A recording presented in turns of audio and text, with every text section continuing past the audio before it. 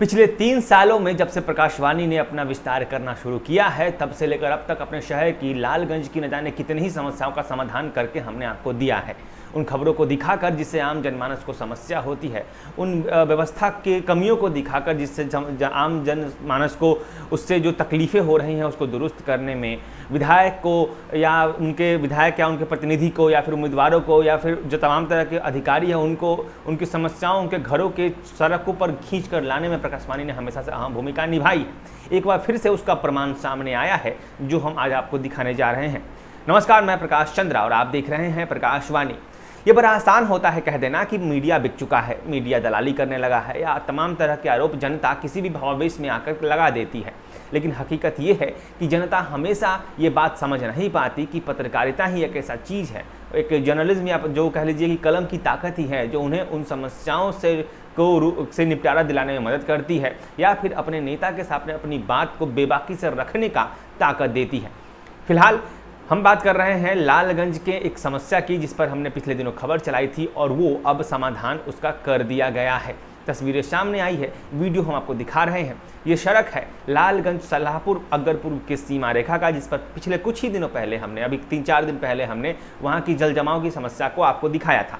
इस समस्या से लोग काफ़ी परेशान थे, लोगों के घरों में पानी घुसा हुआ था, खाना बनाने से लेकर तमाम तरह की क्रियाकलाप वो पानी में ही घुटने भर पानी में कर रहे थे, जिसकी वजह से उनका जीवन नरक से बदतर हो रहा था। जब हमने लोगों से बात की थी तो लोगों का जमकर गुस्सा फूटा था और उन्होंने भी उस समय मीडिया पर आरोप लगाए थे। लेकिन सवाल ये है कि हमने उस खबर को चलाया, हमने आगे उसको भिजवाया, उसका एक खबर का असर हुआ है और उस खबर का असर ये हुआ है कि अब उस सड़क पर बड़ी मशीन लगाकर पानी को आनन फानन में अगले ही दिन निकलवाने का काम प्रारंभ कर दिया गया और आज 2 दिनों के बाद सड़कों पर से पानी पूरी तरह से गायब है। हम ये नहीं कहते कि पानी फिर से नहीं आएगा, हम ये नहीं कहते कि पानी फिर जो समस्या हट गई है वो समस्या फिर से खड़ी नहीं होगी, लेकिन हम ये जरूर कहेंगे कि हमारे प्रयास से अगर आपको ज़रा सा भी लाभ पहुंचता है, ज़रा सा भी आपको सहूलियत होती है तो हमें आपका प्यार बनाए रखने की आपका प्यार बनाए रखने की ज़रूरत है, क्योंकि ये बहुत कम होता है। आपके शहर का आपका अपना मीडिया संस्थान है जो आपकी समस्याओं के लिए खड़ा रहता है। अब बात आती है कि क्यों कहा जाता है कि मीडिया बिक गया है या मीडिया दलाल हो गया है। दरअसल बात यह है ना सर कि जनता को हमेशा अपनी समस्याओं से और अपनी समस्याओं का समाधान करने और करवाने वालों के समर्थन में खड़े होना चाहिए।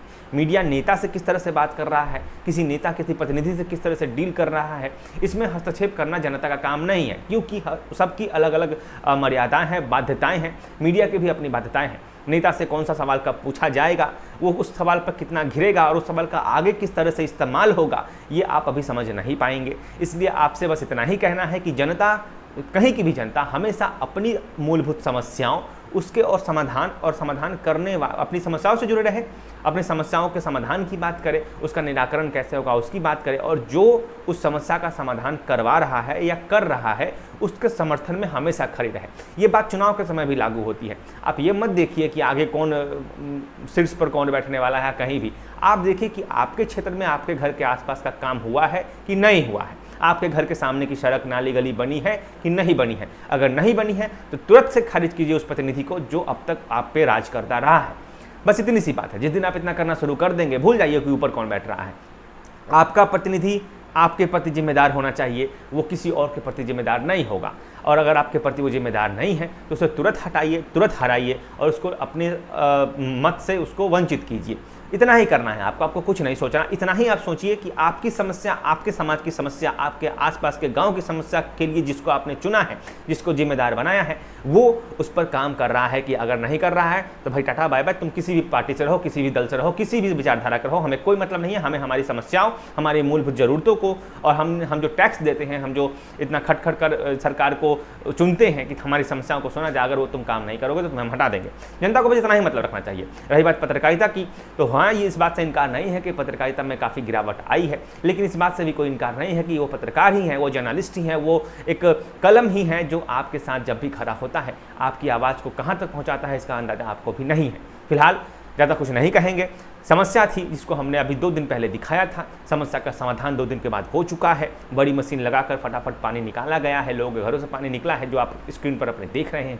फिलहाल इस पूरे मसले पर आप हमारे लिए क्या कहना चाहते हैं हमें कमेंट में ज़रूर बताइएगा और भी कोई समस्या होगी तो हम आपके साथ फिर खड़े होंगे, जनता के साथ खड़े होंगे, नेता के, जनप्रतिनिधि के, संबंधित अधिकारियों के खिलाफ खड़े होंगे। इसकी वचनबद्धता के साथ मैं प्रकाश चंद्रा और आप देख रहे थे प्रकाशवाणी।